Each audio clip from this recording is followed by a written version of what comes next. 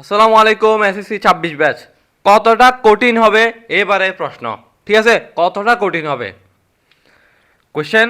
যতই কঠিন হোক না কেন, কিছু সংখ্যক স্টুডেন্ট দেখবা 1220+ নাম্বার পেয়ে আসতেছে। কেন তারা পাচ্ছে? কেন এত সংখ্যক স্টুডেন্ট এ প্লাস পায় এসএসসিতে? এর মেন রিজন হচ্ছে তাদের বেসিক ক্লিয়ার, তারা টেস্ট পেপার সলভ করে, তারা বোর্ড কোয়েশ্চেন সলভ করে, তারা ক্যাডেট স্কুলের কোয়েশ্চেন সলভ করে, তারা কঠিন কঠিন সব টপিক পড়ে যায়, তারা সহজ সহজ সব টপিক পড়ে যায়, তারা সহজ থেকে শুরু করে কঠিন সব টপিক টাচ করে যায়। অ্যান্ড তারা এমসিকিউর জন্য টাইম ম্যানেজমেন্ট করে। কিভাবে করে? সেটা টাইম বেঁধে দেয়। ধরো সেই 25 মিনিটের মধ্যে এই 25টা এমসিকিউ সলভ করবেই করবে। অনেকে দেখবা 20 মিনিটের মধ্যে 25টা এমসিকিউ সলভ করার চেষ্টা করে। একটা টাইমার সে রাখে, পাশে একটা টাইমার রাখে। সে তোমার মতো রিলস স্ক্রল না করে, সে এমসিকিউ প্র্যাকটিস করে টাইম বেঁধে দিয়ে। অ্যান্ড দেখবা তারা স্মার্ট ওয়ার্ক করে। ঠিক আছে, স্মার্ট ওয়ার্ক বলতে কি বোঝায়? তারা সব কিছু স্ট্র্যাটেজির সাথে ফলো করে চেষ্টা করে, মানে সব কাজ স্ট্র্যাটেজির সাথে করে। এখন স্ট্র্যাটেজিটা কি তাদের? তাদের স্ট্র্যাটেজি হচ্ছে তারা বিভিন্ন স্যারদেরকে ফলো করে না, তারা একটাই স্যারকে ফলো করে। এন্ড একটা স্যার হইতে পারে সে তার ভাইকে ফলো করে, সে তার বাপকে ফলো করে, তার মারে ফলো করে। অনেকের দেখবা মা বাবাও পড়ায়, তো বড় ভাইও থাকতে পারে, বোনও থাকতে পারে। একটা গাইডেন্সের অভাব থাকলে সে দেখবা খুব বেশি পিছিয়ে পড়ে। কারণ দেখো ভাই, একজন যা ভুল করছে ওই ভুলগুলা কেউ যদি আগে থেকে বলে দেয় তাহলে তাহলে সে যদি ওই কাজটা না করে তাহলে সে ওই ভুলগুলা করবে না। তাহলে তোমাদের হচ্ছে একটা মানে জিনিসের অভাব, সেটা হচ্ছে গাইডেন্সের অভাব অনেকের, সবার না। আবার অনেকে গাইডেন্সের অভাব নাই, কিছু নাই, সব আছে তার, 4টা স্যার রাখে তার জন্য। ঠিক আছে, কোচিংয়ে পড়ায় আবার তারে, তাও সে ভালো করতেছে না। দিন শেষে প্র্যাকটিস প্র্যাকটিস খুব বেশি প্রয়োজন। তুমি যদি প্র্যাকটিস না করো কিছুই হবে না। যতই গাইডেন্সের মধ্যে থাকো, যতই টেস্ট পেপার না সলভ করে ক্লাস দেখো, তোমরা অনেকে পরীক্ষার আগে দেখবা 14 ঘন্টার একটা ক্লাস দেখে যাবা, ফিজিক্সের 14 ঘন্টার একটা ক্লাস দেখে যাবা। ওই 14 ঘন্টাটা তুমি যদি নিজে বসে পড়তা, তুমি ফিজিক্সে 95+ পেয়ে আসতে পারতা। জাস্ট একটু ধৈর্য সহকারে নিজে পড়তে হবে। কোনো ক্লাস দেখা যাবে না, এই মুহূর্তে ক্লাস দেখা মানে বিষ খাওয়া। দেখো ভাই, তুমি একটা জিনিস খেয়াল করো, তোমার সামনে একজন জাস্ট বুঝে যাচ্ছে, আর তোমরা একটা কাজও করো না। সেটা হচ্ছে যে যখন স্যার পড়াচ্ছে তোমরা তখন নোটই করো না, বলো স্যারে পিডিএফ দিবে, পিডিএফ দেখে যাব। পিডিএফটা মোবাইলে থেকে যায়, মাথায় আর থাকে না। মাথায় হাত থাকবে না তো এগুলো কখন কেমনে থাকবে? তোমাদের অনেকে আমাকে মেসেজ দিচ্ছ যে ভাই আমি অনেক অমুক স্যার অনেক গট অফ ফিজিক্সের ক্লাস দেখছিলাম, কিন্তু আমার এখন তো মাথায় কিছু নাই। অনেক টপিক আমার এখনও অগোছালো হয়ে আছে, অনেক টপিক ক্লিয়ার না। ওই যে তুমি ক্লাস দেখছিলা, নোট করো নাই, নোটগুলো প্র্যাকটিস করো নাই। ক্লাস দেখলে হয়তো তুমি যদি এগুলো প্র্যাকটিস করতা, প্র্যাকটিস তো করো নাই, খালি ক্লাসটা দেখছো। জাস্ট একজন ধরো বম করতেছে, তুমি খালি বম বলে দেখছো। মানে রিলস যেমন দেখতে থাকে, টাইম লিমিট ছাড়া রিলস দেখতেছে। মানসিক প্রতিবন্ধী এরা হচ্ছে কি? এরা প্রতিবন্ধী না, এরা হচ্ছে রিলস প্রতিবন্ধী। এই প্রতিবন্ধীর কাজ কি? শুধু রিলস স্ক্রল করা, এর জীবনে আর কোনো কাজ নাই। 24 ঘন্টার মধ্যে 12 ঘন্টা সে রিলস দেখে। সে নাকি আবার ভাবে 1220 টার্গেট করে নাম্বার পাই আসবে, পাবা না।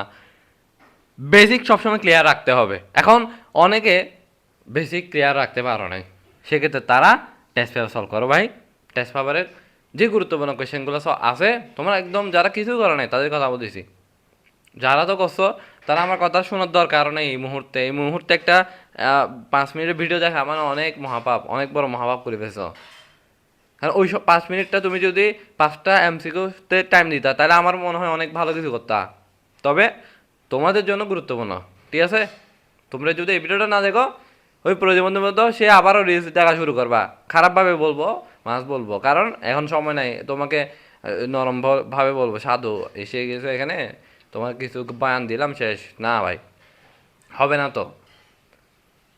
Basic test paper board question, যদি কঠিন কোয়েশ্চেন সলভ করতে চাও ক্যাডেট স্কুলে সলভ করো, কারণ ওই টপিকগুলোই হচ্ছে কঠিন কোয়েশ্চেন আর কি।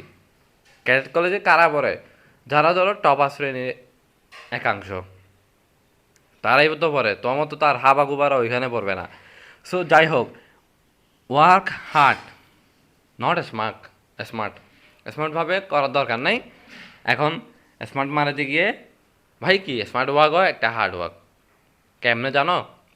যে হার্ড ওয়ার্ক করে সে কাজ করতে করতে বুঝে যে কোন পদ্ধতিতে করলে ভালো হয়। তুমি জীবনও ওয়ার্ক মানে হার্ড ওয়ার্ক করো নাই, তুমি আবার স্মার্ট ওয়ার্ক করতে যাচ্ছ। তোমার মতো থার্ড ক্লাস আর আসে নাই বাংলাদেশে, পৃথিবীতে।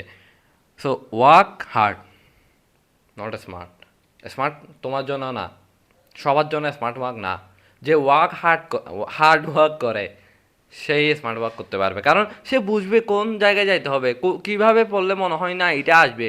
ও বুঝে ফেলতে পারে। তোমাদের মতো অনেকেই দেখবা কোয়েশ্চেন ধরতে পারে যে এই কোয়েশ্চেনটা আমার হয়তো আমার বোর্ডে আসতে পারে।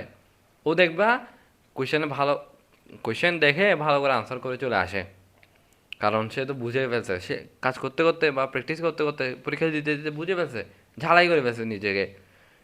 অ্যান্ড তোমাদেরকে একটাই কথা বলবো, আমি অনেক কথা বলছি, মনে কষ্ট নিবা নাকি আমার দরকার নেই, আমি এগুলো গুনিও না। সো যাই হোক, বেস্ট অফ লাক। কোশ্চেন কঠিন হবে না কি সহজ হবে এই ব্যাপারে আমি কথাই বলবো না, কারণ তোমাদের মধ্যে একাংশ 1220+ পায় আসে। তারা কেমনে পায়? তারা তো এলিয়েন না, তারা প্র্যাকটিস করছে। তুমি এখন বলতে পারো ভাই বেস্ট অফ লাক বলেছেন, আবার কথা কেন বলতেছেন? আমার লাস্ট কথা এটাই, একটাই কথা আছে, এটা শুনতে হবে তোমার। দেখবা তোমাদেরকে অনেকে ভয় লাগিয়ে অনেক প্ল্যাটফর্ম আছে, বেকারি, ফ্যাটর্স, একাডেমি, অনেক আছে। দেখবা লাস্টে এসে ভয় লাগায় কোর্স কিনাচ্ছে। তাদের মতো নিম্ন শ্রেণীর মানুষ এই পৃথিবীতে নাই। এরা হচ্ছে ব্যবসায়ী, ব্যবসা করে। তুমি বলতে পারো ভাই আপনি তো থামমেলে এমন কিছু দিচ্ছেন, আমি এখানে একটা কিছু বলছি যে আমার কোর্সটা কিন, বলছি ব্যবসা করতে আসছি, জাস্ট বলতে আসছি বড় ভাই হিসেবে দায়িত্ব নিয়ে বলতেছি।